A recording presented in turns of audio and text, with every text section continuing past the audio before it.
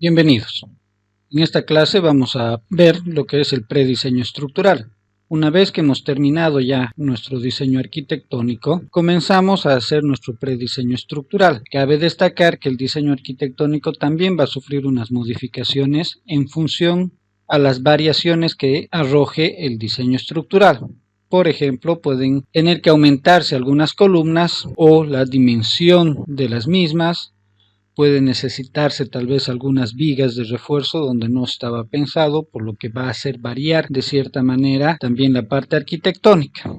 Entonces, lo primero que vamos a hacer es crear una copia del archivo anterior. Luego, a esta copia vamos a eliminar algunos layers, algunos elementos que no nos sirvan, por ejemplo, algunos bloques como muebles, sillas y todos aquellos que no van a ser necesarios en el diseño estructural. Aunque, por ejemplo, no es conveniente eliminar ni ocultar todavía lo que son los muebles fijos. Por ejemplo, mesones, inodoros, lavamanos, duchas. Esto mismo nos va a ayudar también a ver las dimensiones de las columnas, dónde pueden ubicarse y algunas consideraciones que nos van a ayudar.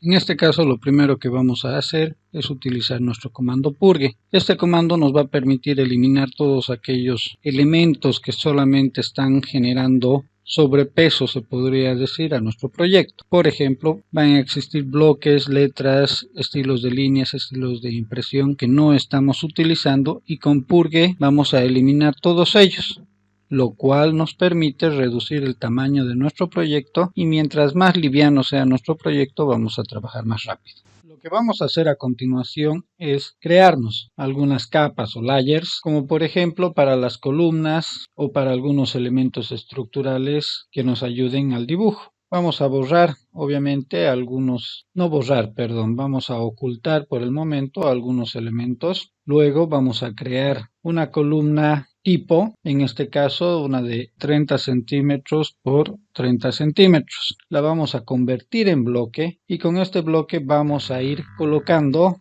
en los lugares donde correspondería ubicar un bloque. Una actividad que nos va a ayudar bastante es dividir la ventana.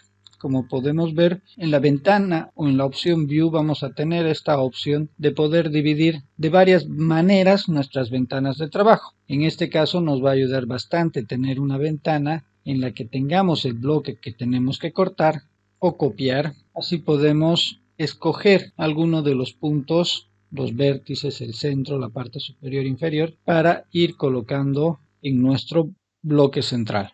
Ahora bien, la idea para ir generando nuestro prediseño estructural es ayudarnos de los ejes que hemos dibujado para colocar en ellos las columnas. Obviamente procurar mantener las distancias correctas. Se sugiere que estén entre 4 a 5,50 a 6 metros la distancia entre las columnas. Como estamos hablando de una edificación de un solo nivel, las columnas no van a ser tal vez tan anchas. Podemos comenzar con un predimensionamiento de 30 por 30. Esto va a cambiar radicalmente si estamos hablando obviamente de un edificio de 10, de 15 plantas. Ya tendríamos que hacer un cálculo inicial antes de poder comenzar con nuestro prediseño, ¿no? Para ver el grosor mínimo de las columnas. Debemos considerar que en los centros de salud la parte estructural es bastante importante, pues la edificación en sí debe resistir cargas de viento, cargas sísmicas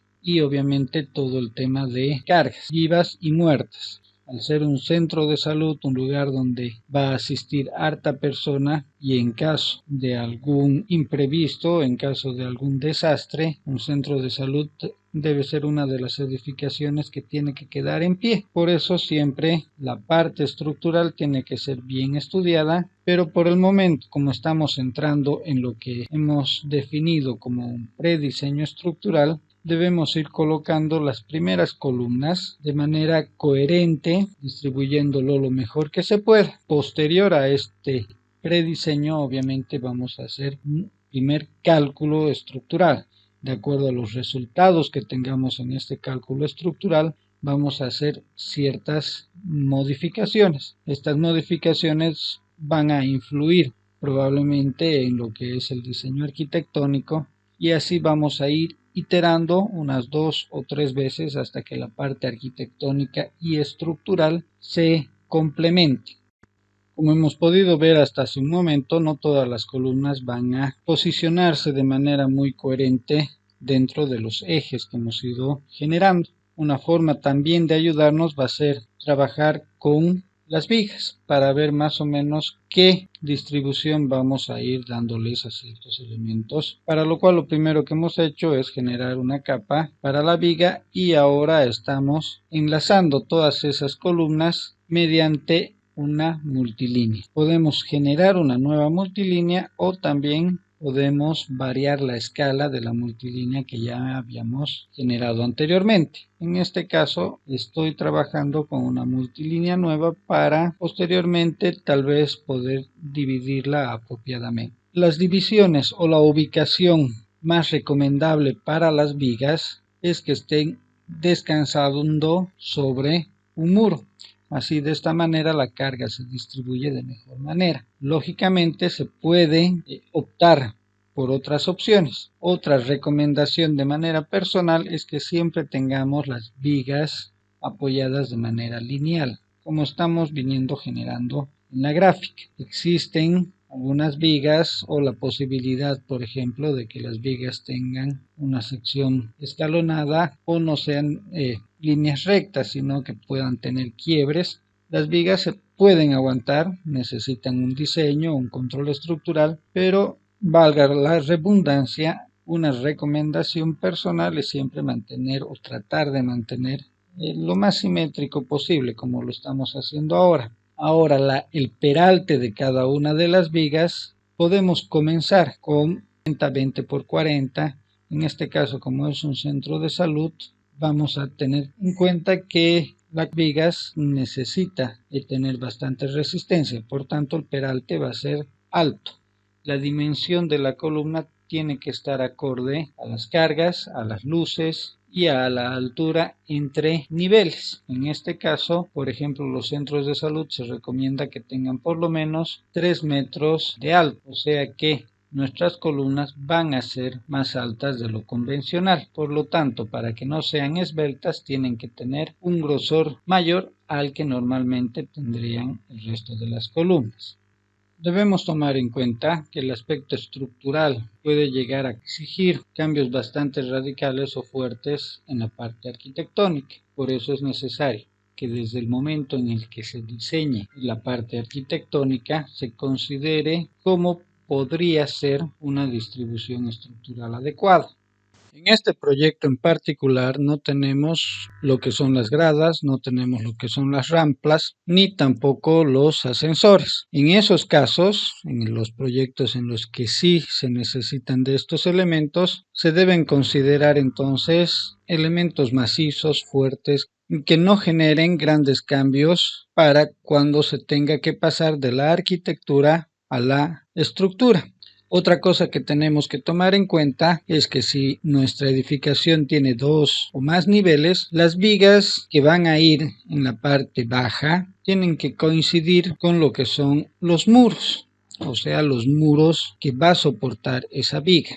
Más adelante vamos a entrar más en detalle para ver las consideraciones estructurales que se tienen que tener en cuenta. Por el momento, lo importante es de que la parte estructural y arquitectónica se enlacen apropiadamente para luego pasar al diseño de los demás componentes de la edificación. Como han podido notar, venimos realizando nuestro prediseño estructural utilizando como base el plano ya arquitectónico, pero mientras vamos poniendo los elementos estructurales, el plano arquitectónico no se mueve, no nos perjudica. Eso lo hemos logrado simplemente marcando estos layers y congelándolos. La opción para hacer eso lo tenemos en la ventana de layers, es el icono freeze o congelar. Una vez que nosotros marcamos estos elementos, el color de los mismos se vuelve oscuro, un gris oscuro. Eso nos permite trabajar de mejor manera. Podemos utilizar, por ejemplo, los puntos de ayuda, punto medio, punto central o lo que hemos conocido como snaps. De esta manera podemos poner los elementos, como en este caso columnas y vigas, ayudándonos, ¿no?, con la gráfica arquitectónica, pero sin modificarla, sin cambiarla, sin mover tal vez algunos elementos de manera accidental. Otro elemento fundamental que debo tomar en cuenta, y esto se debe principalmente a las dimensiones de mi edificación, es de que se va a necesitar lo que son las juntas de dilatación. Estas juntas de dilatación se realizan cuando nuestras edificaciones son bastante grandes. Esto con el fin de reducir el tema de rajaduras, por ejemplo, o fallas estructurales. Para este caso en particular, lo que hemos hecho es buscar un sector en el que no se perjudique a los ambientes que tenemos en la parte inferior.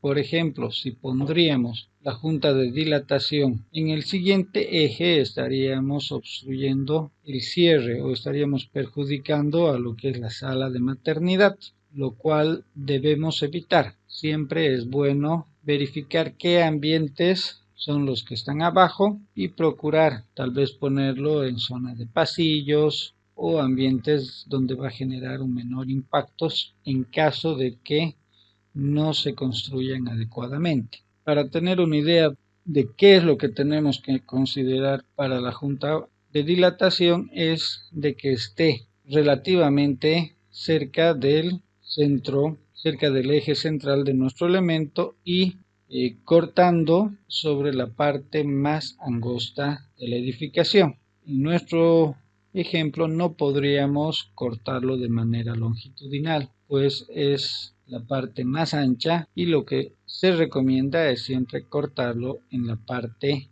menos ancha o más angosta. La separación entre columna y columna, por ejemplo, debe estar entre 5 y 10 centímetros. Se recomienda que las zapatas de estas columnas sean independientes, como quien dice, todos los elementos sean separados. Por si falla uno, no falle todo el conjunto.